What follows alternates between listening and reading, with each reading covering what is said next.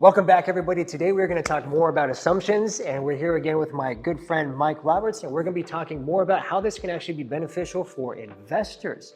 Now, I know a lot of investors have been kind of on the fence, for the last couple of years because of interest rates. Even myself, a lot of these deals really just don't pencil. But Mike is here to tell us exactly why this whole assumption wave that we're experiencing can be good for investors. Mike, welcome back, and we're so happy to have you. So explain to me in some of the details of why this can be a wonderful solution for people that are looking to get in the market and investing here within Phoenix. Sure. Okay. I'll give you a little backstory on how we found out that investors really take to this. Yeah. So we started Yumi, the assumption specialist, because we really saw a need in what we called the bring back buyer.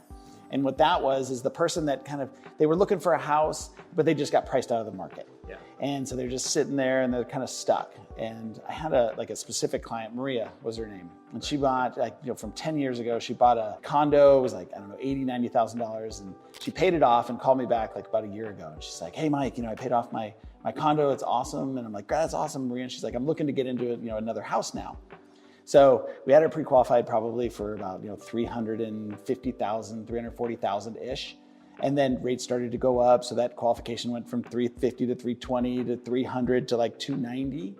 And during that time is when we really established our company and got to be the experts at assumptions. So I finally said, I'm like, hey, Maria, you take a look at this. Take a look at this assumption thing. Go take a look at a couple of these different houses. So long story short, about a month and a half ago, she closed on a $470,000 one-year-old house in Westgate for the same payment that she would have had on a $300,000 condo. That's awesome. That is amazing. And it's we have a lot of those success stories, and that's the stuff that makes you feel real good. Yeah. But what we found is the most aggressive people using assumptions these days is investors. Yeah, I'm definitely going to be one of them. Yeah, for sure. Right? And there's a couple different reasons. Obviously, because they're getting rates now where the investments pencil, they're cash flowing. Correct. So most investors that we run into, just say with normal financing, they're kind of their threshold is I put 25% down, I want a cash flow, right? And then that doesn't really exist as much here with their interest rates being 8.5%, 7.5% interest rates in the new financing world. But with the assumptions, they put down it might even be 10% or 20%. But if they're getting a 3% interest rate or a 2.5% interest rate, all of those are penciling. Yeah. And we have an investor just closed on a house, $500,000 purchase price, $462,000 assumed loan. He ended up being about break even on the deal, but he only came in with 8% down payment. Wow.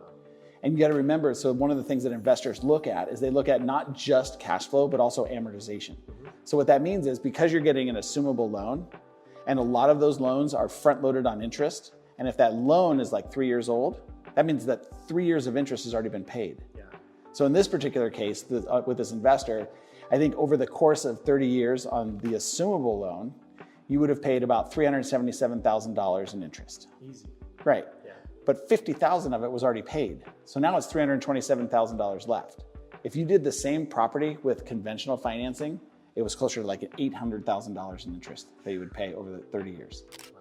Yeah. So it's not only the cash flow, but that's great. So let's talk about, say an investor has maybe $100,000 or $250,000. Right. So what is going to be the best way to get in contact, not only with you and also be, I guess you can say, the best scenario for them to actually get into this game before they can actually start looking at some of these properties and finding some of these deals that we're talking about? So, one of the ways, if you go to AZ Assumptions, correct, right? Go to AZ Assumptions, you can search on there for different properties. Yeah. You can actually, as an investor, you can filter out VA versus FHA because an investor can only assume VA loans. Mm-hmm.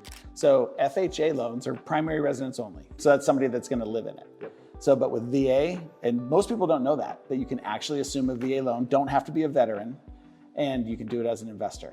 Wow. Yeah. That's fantastic. So I know we didn't even touch on it on the first video, but like you're saying, investors can assume VA loans, but the assumption portion can be FHA and VA and USDA. Yes. Correct? Yeah. You don't run into USDA too often. Not too much, it's more rural areas, right? Right. It's more rural areas, and they have some kind of weird hitches to the assumption process, so we just really don't see it as a viable thing. Okay. But VA and FHA, yeah, those are the ones. So the same screening process as somebody with a new buyer? Okay. It's actually, for investors, it's probably even more important because what we've run into in the past is you'll have an investor and they make a good amount of money and they've purchased a couple properties and they never get denied for a loan. But you have to remember that new financing guidelines are different than assumptions, specifically for investors. And I'll just give you one of many differences there. So as an investor, you're used to when you purchase a property, you can use the projected rental income on that property to help offset that payment to qualify. And let's say you've acquired a couple of different properties, say in the last year or 2 years, and then you have a lease agreement, or maybe you show 1 year of taxes of income on those properties. That's all new financing that's easy to qualify. But on the assumption side, you can't use any of that income on those properties if you can't show 2 years of tax returns with income, and you cannot use the subject property income. So you have an investor that might have to carry another $10,000 to $20,000 in debt to qualify with in the assumption world versus new financing. Okay. So it's super important to get pre-screened specifically as investors ahead of time. Absolutely. So let's use that $500,000 example again. Okay. So say there's an investment we're potentially interested in. Purchase price is $500,000. There's an assumable $400,000. What would be the whole process and everything that the investor needs to know in order to acquire this as a potential investment? So for investors, there's not a secondary financing option as of yet, Okay. but we're working on that. But they would just have to come in with the difference. So for an investor, $500,000 purchase price, $400,000 loan, they come in with $100,000, which is basically 20%. And then they would assume that $400,000 loan. Okay. And again, it works the same way. It's not any of your subject to stuff. They literally go onto the loan, and then that veteran comes off the loan. So we need to find some of those new builds that are in a tough spot right now. There's a lot of those. There's a lot, the whole emerging market right now. Man, let me know, man. I definitely assume quite a bit of those. I love new builds. Right? Everybody knows that, especially my wife. So that's a wonderful option, guys. If you're looking to get in the market and you're looking to invest, this is just another way that we can actually help you. We can get you into some more deals. These are the ones that actually pencil, because you're getting into a lot of these rates where you're going to be back in the 3s, hopefully even the 4s, maybe even sub 3 in the 2s, which would be absolutely amazing. So make sure to reach out to us, guys. If you want to know more about some of these listing, go to azassumptions.com. You can get in contact with me and also Mike and his team over here.